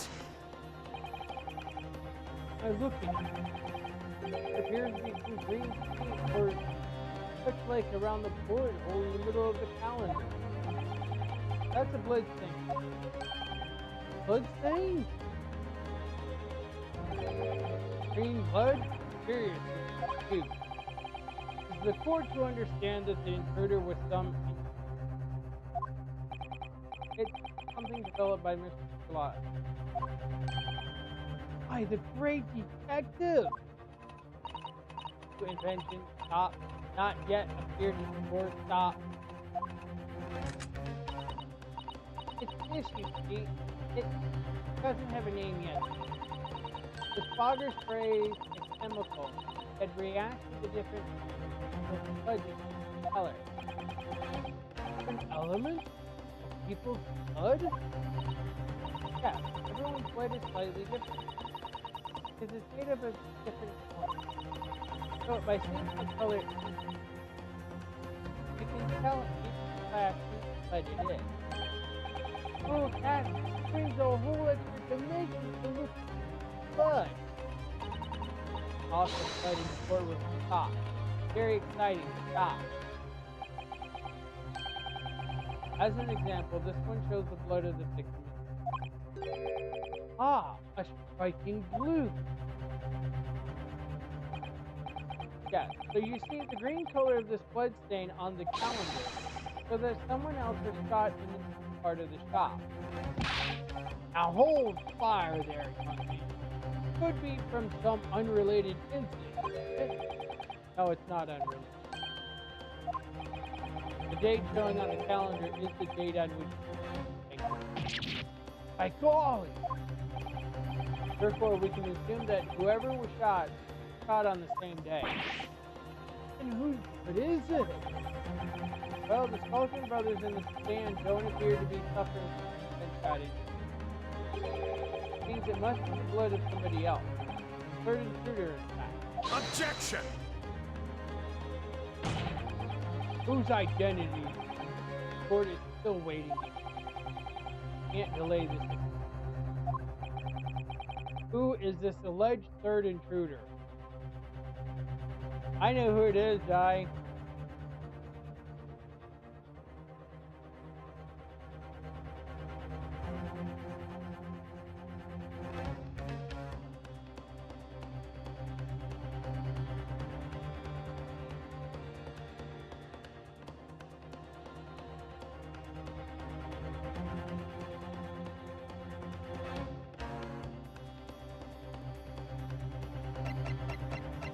Take that! The man's name is Edgar Benedict. Edgar Benedict? Who on earth are you talking about, Council? Get a visit to Cindy Bank's pawnbrokery on the Acme place. Accused attempted pawnbroker equally. That's right. The man identified by the defense, Mr. Edgar Benedict, then attempted to take the article from the defendant by force.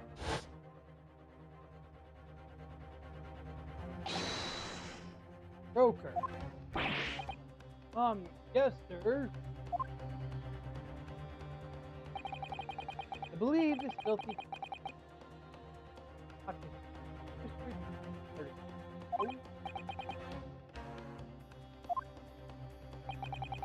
the article in question is fine. Demanded for it to be.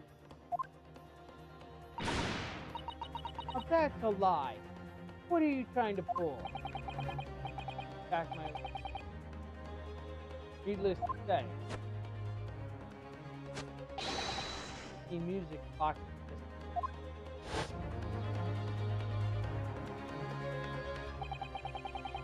Mr. Gregson, at the time, that's what happened. In the end, it was the inspector himself who took the test. Can you corroborate this account? Yes, my that's more or less what happened. And in the interest of being thorough, I asked Windy Bank for a print showing the fellow. Taken from one of the red-handed reporter companies.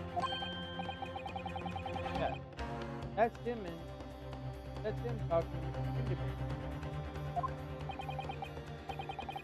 Claim this man is brother's person. Well, Mr. and Mrs. Culkin? Never seen the geezer before in my life. On me life, Gov, on me life. Never seen him. Oh, somewhat surprised.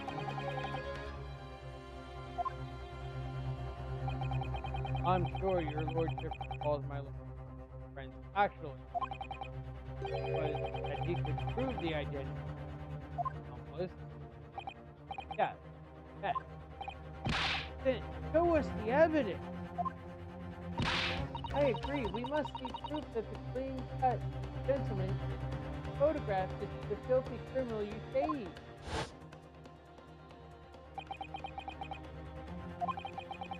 This is the last piece of evidence. I've had a feeling that has been missing the trial from the part. Now, I'm going to drag it kicking and screaming. Ready to present your answer to the question? Yes, my lord. This will present evidence. Proof this man pictured in the photograph was in fact struck by the bullet.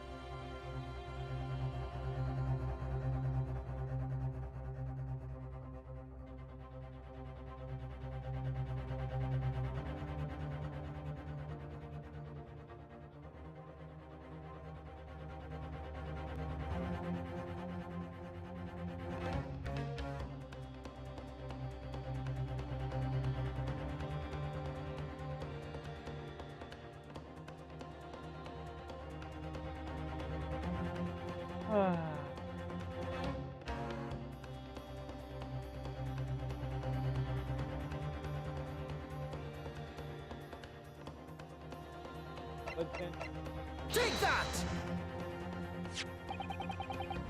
That proof is right here in this portfolio. Good gracious, Uncle. That portfolio containing answers to every question posed? Do you share my interest in colored liquid? But stop. The court demands to see further evidence. Which blood sample proves them identified with shot by the bullet at the crime?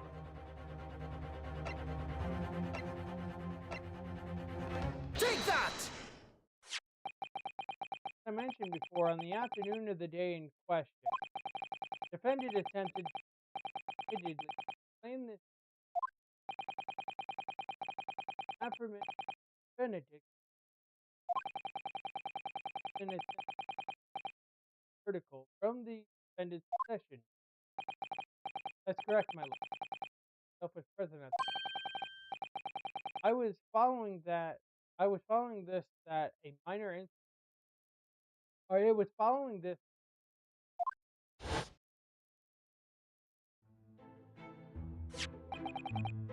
Of course, here is the distance.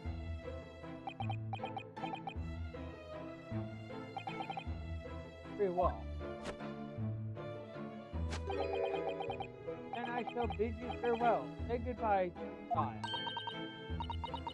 Wait a minute, that disc is mine. Alright. What do you think you're doing, you little tramp?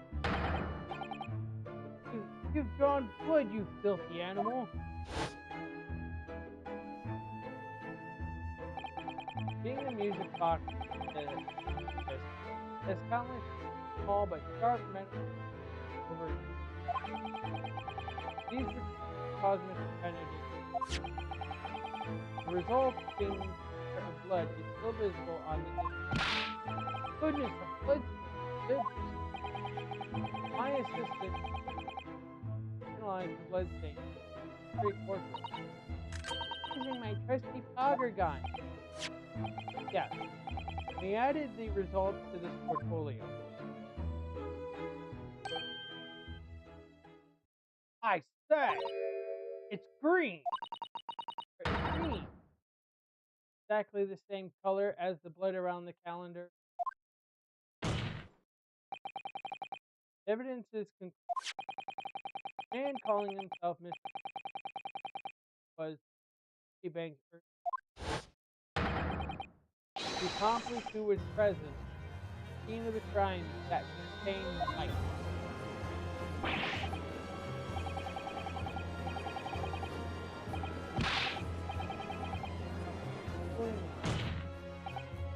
My lord, it is the opinion of the defense that Mr. Edward Benedict should be summoned to the courtroom to testify. Certainly seems that we can still afford to explore this Objection! This has gone on long. Flagrant ignorance.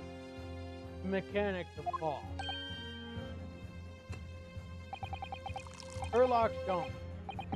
Yes, I've heard the name. The protagonist, a series of short stories, Holger class. The god of detection. Now, you employ chemical substances supplied by this fantastical person. The highest court. You expect us to. Samples made by this plaything not fit to be called evidence. So the bloodstains turned a shade green. What else? Here see successfully proved no other blood in the world would turn the color. Well, and pray, do not even think of suggesting that we should take Mr. Stone's word.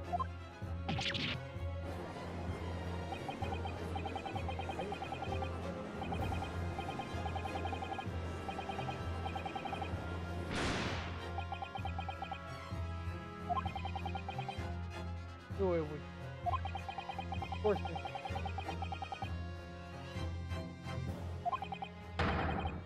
what other choice did I have? I'm just remembering what Father officer said before about how he was temporarily suspending information. Ah, in other words, examination isn't over yet, is it? Good grief! Just say, young girl. Examination whether or not the child isn't the chance of the bird. So the way I doesn't matter what they're at least not for now. Yeah, right. Young lady, have quite its mind. It really just comes down to whether these ladies and gentlemen are convinced by what you say, Bruno. Is that about right? Would you say? Or did I miss it? Unbelievable. Mr. Sholmes' partner, forced to be reckoned with. Iris Wilson, sharpshooter. After that shrewd, precise process of the situation, an entirely unexpected. It must be acknowledged that the previous summation examination yet to reach it. This is absurd. Ladies and gentlemen, the court now looks at the final leanings in the matter. As proud citizens of Her Majesty's, I'm sure you will come fair and just.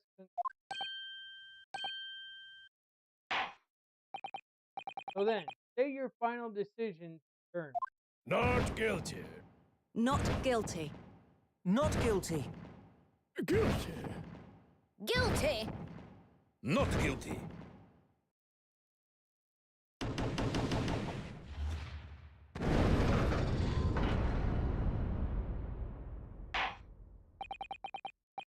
Two called guilty and four called not guilty. Such is the outcome of this summation. Objection! My lord, with all due respect, this is an outrage. The prosecution refuses to accept this decision. What grounds? If those jurors are persuaded by some half-baked concoction devised by a pretender to real police work, then they are too ignorant to be trusted with the judgment of anyone's guilt. I'm sorry, Lord Van Steeks, but the outcome of this trial will continue.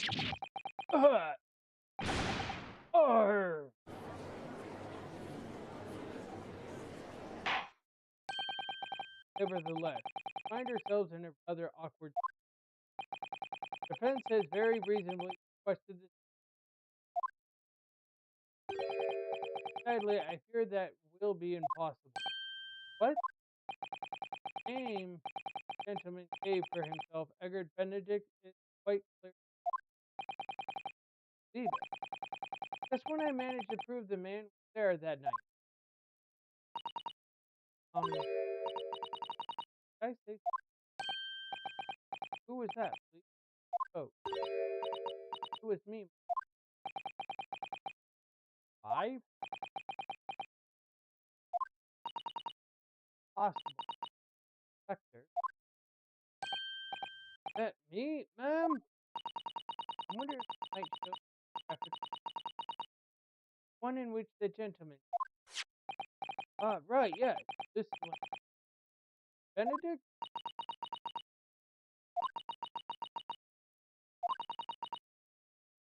Yes. There's no doubt in my mind.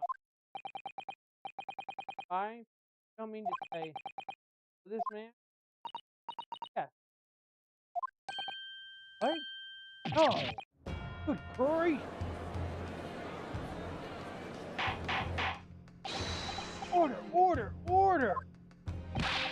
Juror number 5, how on earth? I am a communications officer. Stop. You can clearly see. Gentleman in the photograph is stop. Also a communications officer. Stop. He works in my office. Stop. Very talented operator, in fact. Stop. He should be in the communication now. Stop. Tapping away on the telegraph. Stop. Doesn't. I can't put my finger on it, on why, but it doesn't feel right. I suppose we all imagine the accomplice was some sort of hardened criminal. A bit unexpected to find out that he has a respectable job by day. Whatever he gets up to it, yes, I suppose that's why it's so comfortable. Gentlemen, it is at London station. Be able to power. Lord Vinci, please. Yes, Mother. Make the necessary arrangements. All haste. As your lordship said. Court will recess for an hour. 1 hour. New business arrived. We shall reconvene to hear the business. Inspector Gregson? Yes, Mother. I should like to hear from you specifically about events on the chain question. Come to my chamber. Yes, sir. 1:40 p.m.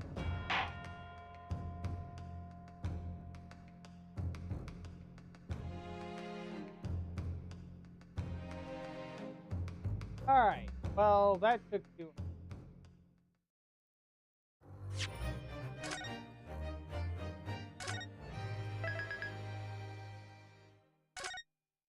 Alright, so how long is this last part? Okay, so how long is the next part then?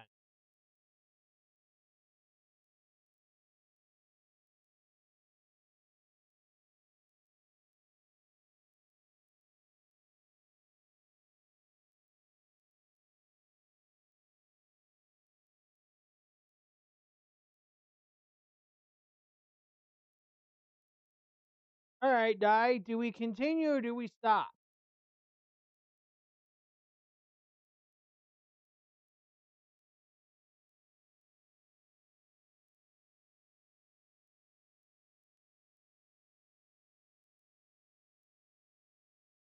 How long is the next one?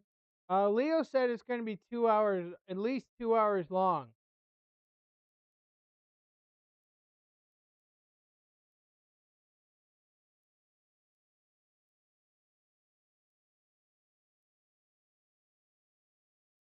Then we stop, okay?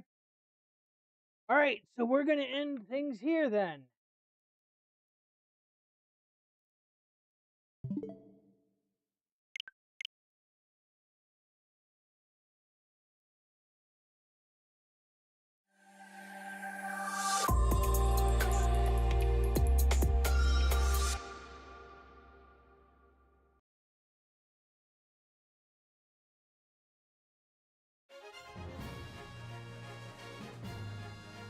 Alright.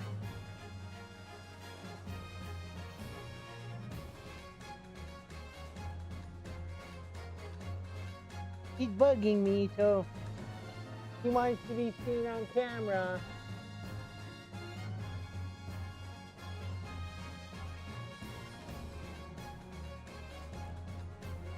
Say hi to your audience. Cookie. Cookie down. They're right there.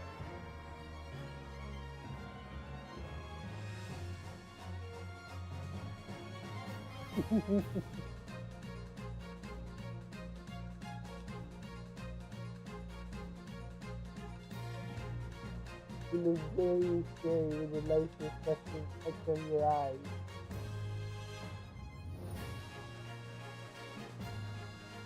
Pat your belly. Pat your belly.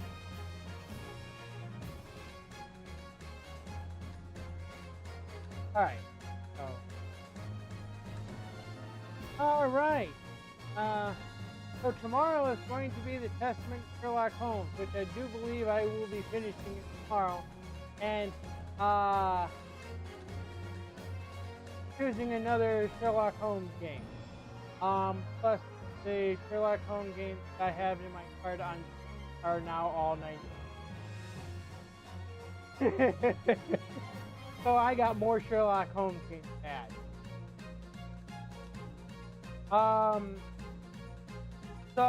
The Sherlock Holmes games that I've been playing, the Testament of Sherlock Holmes was actually that short. There's I think because I already streamed it last week, and I'm gonna be streaming it tomorrow. I do believe I'm going to be finishing it. It's an old PC game. I think it's like early 2000s, which is basically a point-and-click game with puzzles.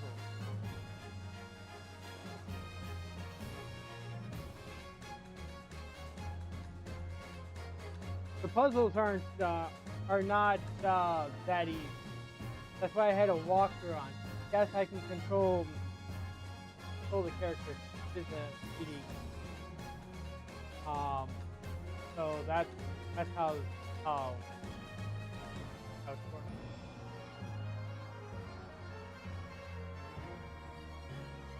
So there's more Sherlock Holmes done, such a quite a bit.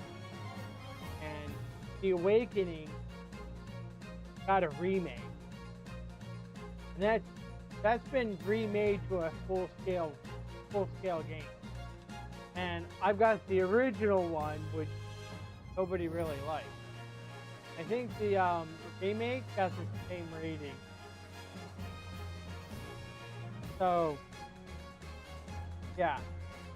So it's a little bit more in depth than this one, than Ace Attorney, but you know, it's easier to follow the logic of those games, where the logic is all over the place.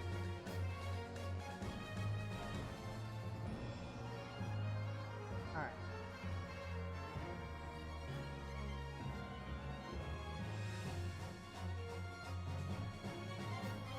Let's go find a raid.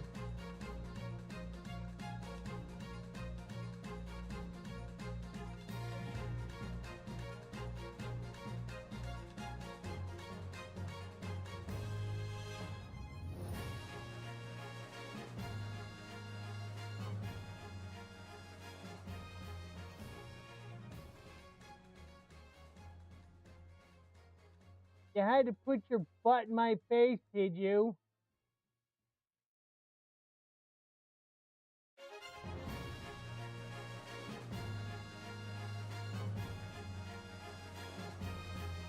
Throw you down.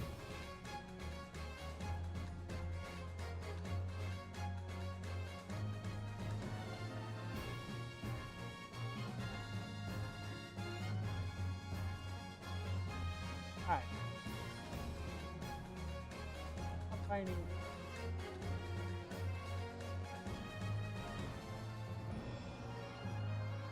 I think we're gonna raid Echo.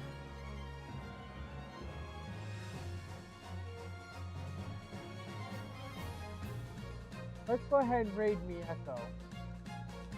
I'm on debut 2.0. Got questions, I got heat, time to spill it. So let's go ahead and raid me Echo. Alright, so give me Echo a like and a subscribe.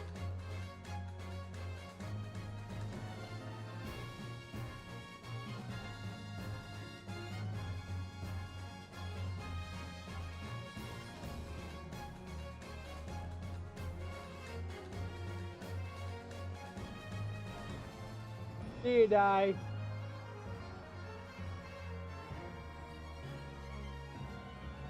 Okay. So give me Echo a like and a subscribe, and we are out.